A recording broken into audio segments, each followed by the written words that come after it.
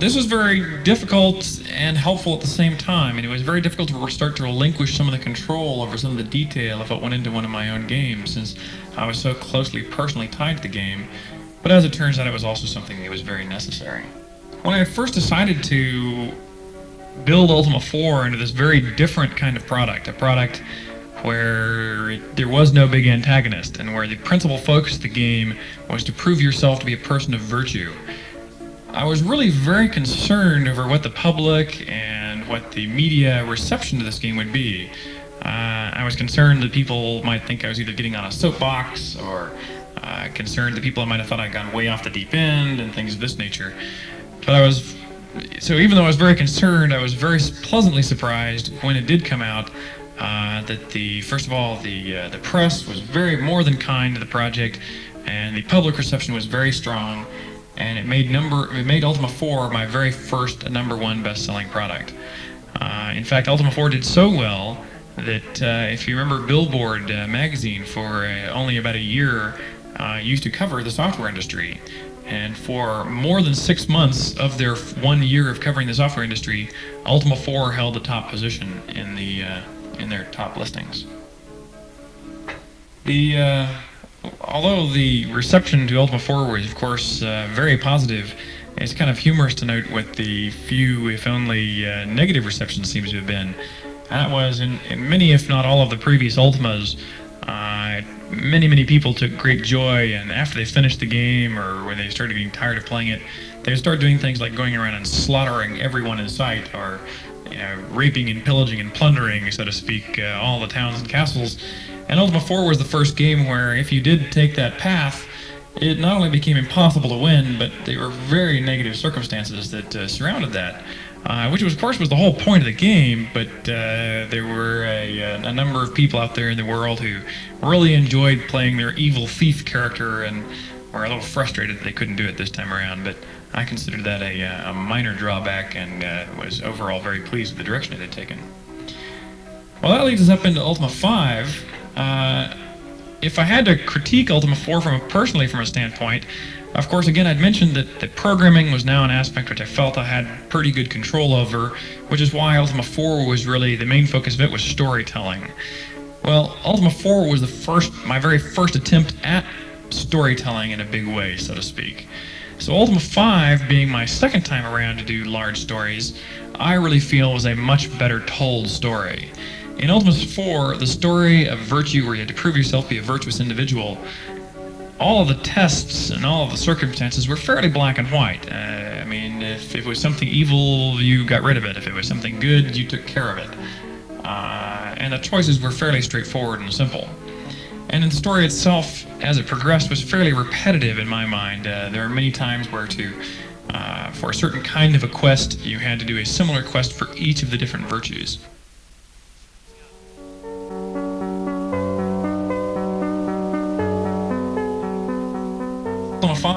With Ultima 5, one of the first things I did was get more help. I actually started into Ultima 5 with another programmer, John Miles, working with me on it from the very beginning. Again, help was something that was still new to me, and so that was somewhat of a painful process as well, as that now we had two very different design philosophies and personalities struggling from the very beginning working together. But as it progressed, the logic and the clear advantage to it eventually became clear. From a play standpoint, one of the main advantages of Ultima 5 became very clear right from the outset. The storyline that we picked, first of all, was one where no longer was there really a black and white issue of good and evil. The basic scenario was that there was an antagonist who was, while favoring the 8 virtues which you proved to be good in the first installment of this trilogy, Ultima 4, he had really taken these too far, and had become much more like the Spanish Inquisition, very oppressive and very strict. And you became more of a Robin Hood-style outlaw, working behind the scenes against the government. But the people that you would meet with as you traveled throughout the world had very differing opinions on the whole situation. In any totalitarian or dictatorial system of government, there are many people who suffer as well as there are many people who benefit. And so as you would go around through the world, You would come up with some people who would definitely be against him and be in your favor. There would be some people who were very clearly on the opposite side, whose, for instance, businesses had thrived and crime was down, and were very much in favor of the new regime.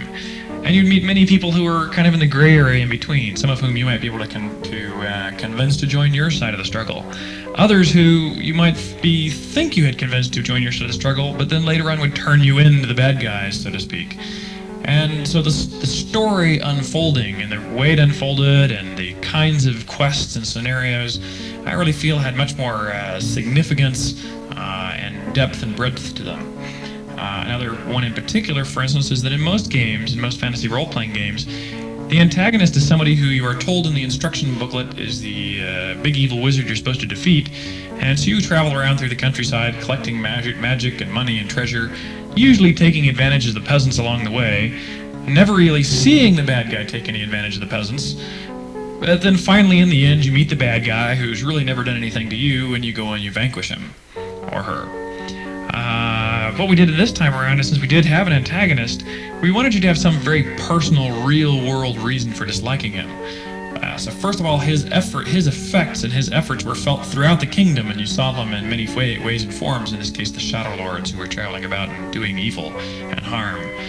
And whenever you met up with him personally, he in fact tries to sway you and convince you as to why what he's doing is really for the betterment of the people, but then in the end ends up wiping out, quite literally killing one of the members of your party quite permanently. In most games you can actually get things resurrected, so death wasn't really permanent. But in this case, death was permanent for your number one sidekick, the guy that had been with you from the beginning of time, since the first Ultima, was removed forevermore.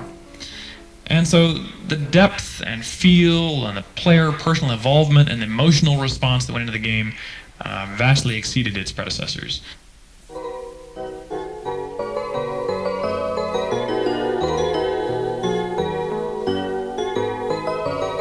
The technological changes that went into Ultima are also very significant. If you look at the previous Ultimas, as each Ultima has grown and developed, I believe very much, and I think few people will argue, with the quality and the quantity of play value that a player has received with each Ultima has gone up and up and up.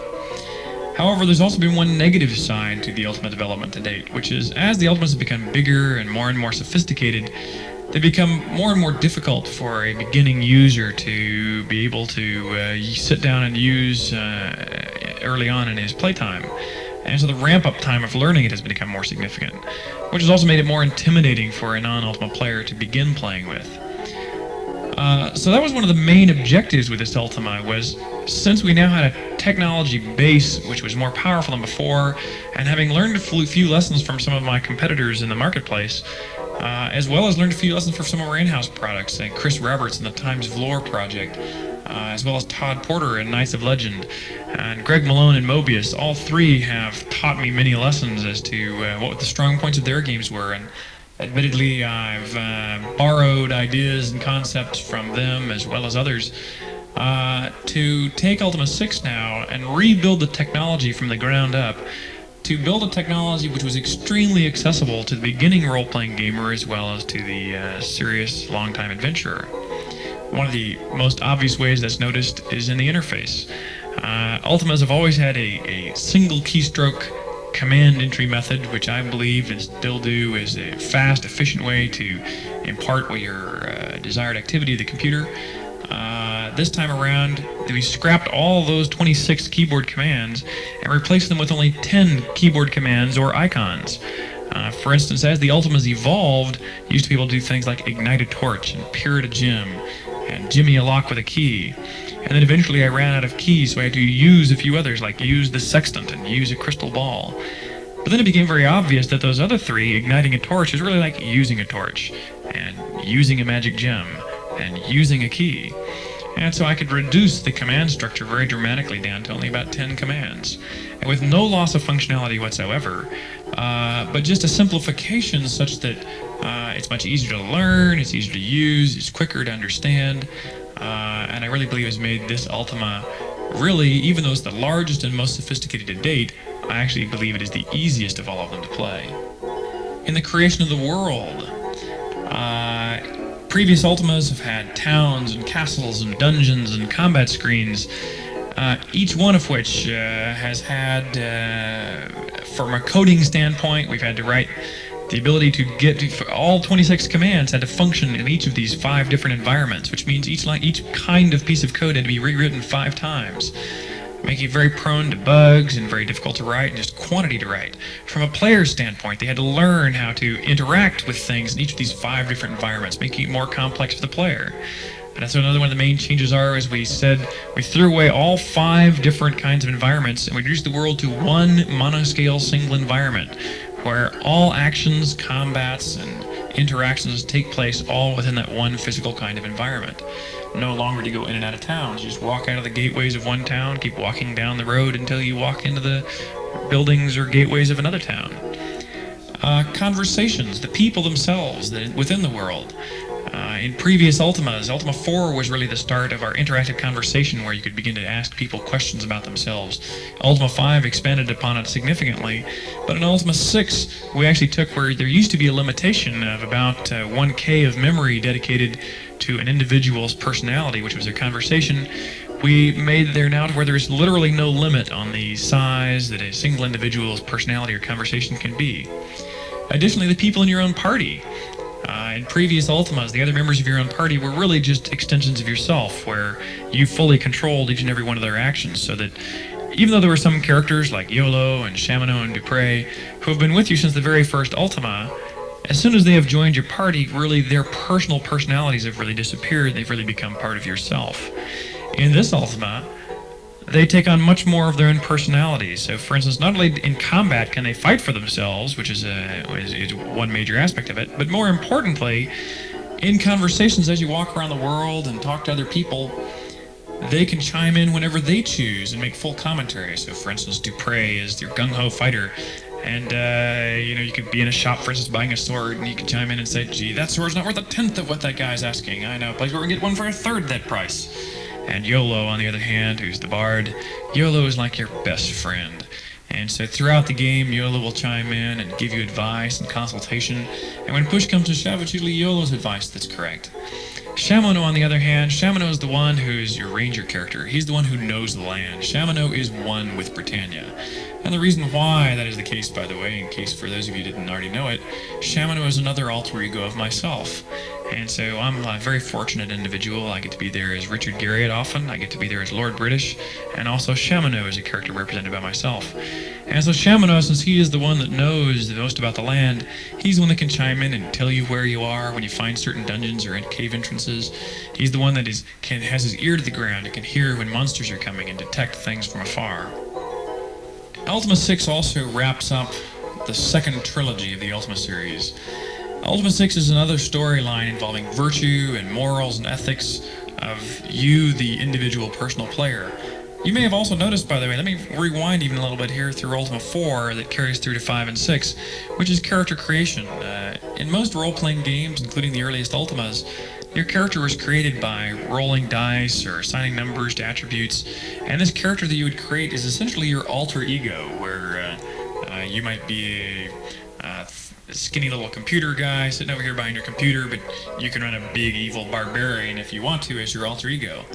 In Ultimas 4, 5, and 6 in particular, since the stories involved ethical and moral decisions made by you as an individual, it was more important to me that this character be really you, not your alter ego, but really you.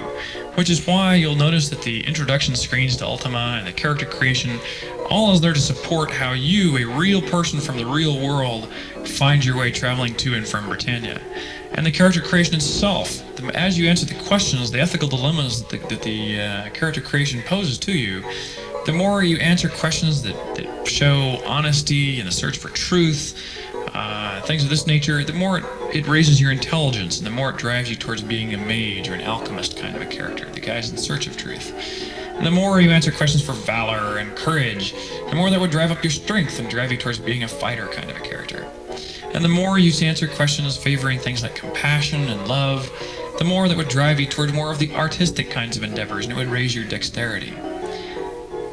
In that way, we build a character who is more accurately a direct echoing of what you truly are like as an individual. You may have a character who is bigger and stronger than you are, for instance, but is much more of a personality match to you as an individual, which has been very important to this second trilogy.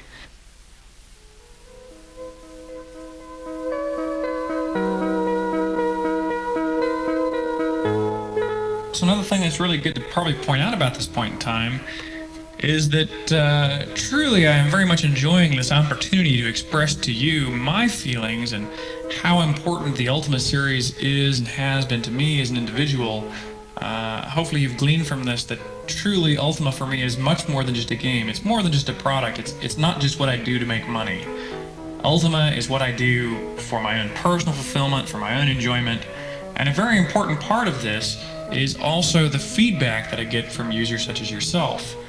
And so, if you feel compelled at all by what I've said to you on this tape or what you've seen in my games, to express to me what you feel is important about what I'm doing, or what things you feel I'm doing wrong, what things you feel I'm doing right, I very much appreciate that kind of input and feedback from those individuals. And truly, for those of you that have written in before, it does mean a great deal for me, not just in the sense of hearing from them, but also to hear their critiques as well.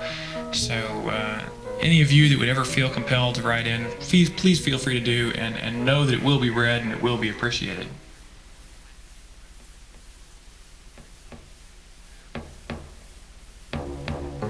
And of course, as long as I have a personal tie with you here today, it might be fun, of course, to give you a little bit of clues and insights as to how to get going in Ultima 6, or how, in fact, to speed along your quests. If you'd like to hear such things, don't worry, I won't give anything away, but if you don't want to hear any clues at all, you might as well want to skip a little ways ahead here. But first of all, let me point out that one of the first things that throws off a lot of our playtesters is the very first moment you have in the game starts with a battle. And so those of you who are uninitiated to the world of Ultima may be a little bit taken aback by that first battle, because the swords will be flying and arrows, things of this nature, so you may want to watch your head. However, since your good companions, Yolo and Dupre and Shamana, are fighting there with you, in fact, all you have to do is press the spacebar to pass, and just pass your turn and just walk out of the way, and your companions will complete the battle for you, presumably successfully. But one of the other first things in any Ultima that it takes is of course, getting money.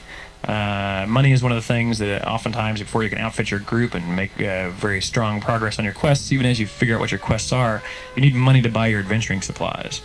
And so there are many ways to do that in this game. Not only, of course, when you fight monsters to collect treasure from them as you can in most role-playing games and in earlier Ultimas, but this time around you can actually work within the simulated ecosystem that exists within the game. For instance, you can go and you can buy grain from a farmer. You can take the grain to the flour mill and have it ground into flour. You can take the flour to a baker and have him sell the flour to the baker, and then buy some bread, and along the way hopefully make yourself some money. And so quite literally, if you're a beginning character, that might be one of the ways you decide to do that. Similarly, for instance, you can take an empty bucket, you can go and milk a cow, you can take that bucket of milk over to a butter churn and make yourself some butter. Not necessarily a very tasty way to keep your group fed, but it at least will work, and in fact you can make some money usually in that route as well. Similarly, you can do things with starting with the raw materials of sheep and wool and carry that all the way to thread and cloth and clothing. Those are good ways for a beginner to start collecting money without endangering their life particularly. Also, there are fishing poles that you might be able to find or acquire sometime along in your quests. You can go out and go fishing to also supplement your food supplies. Lastly, of course, gold itself. There are some dungeons which are mine shafts, and if you take a shovel or a pickaxe down into the mine shaft, you can oftentimes find the mother lode on your own. A couple of clues for a little further along in the game might be two things here. First of all, one of the quests that you'll need will require you to find the gypsies. The gypsies, of course, are traveling bands of individuals who travel from city to city, and there are multiple groups of gypsies. And some of the gypsies I would label as being good gypsies, and some of the label I would say is not so good gypsies. But the gypsies you need to find, by the way, I will give you a clue, are led by a person named Zoltan. And so if you can find the group of gypsies led by Zoltan, you have probably found your way. However, Zoltan's group does travel back and forth between 3 different cities, so they will be a little more difficult to find than just to wander into one city and grab them. Another one that is a very important key path that might be helpful is Captain John. Captain John is a character who you will understand fairly early on is key to the solution, but locating him will be a subject of some debate. Many people will tell you different locations where he may have gone, but I, of course, will tell you the truth. He has traveled into the dungeon Hithloth. And so if you can travel to the very base of the dungeon Hithloth just before it comes out on the other side of the world, that is where you should find Captain John.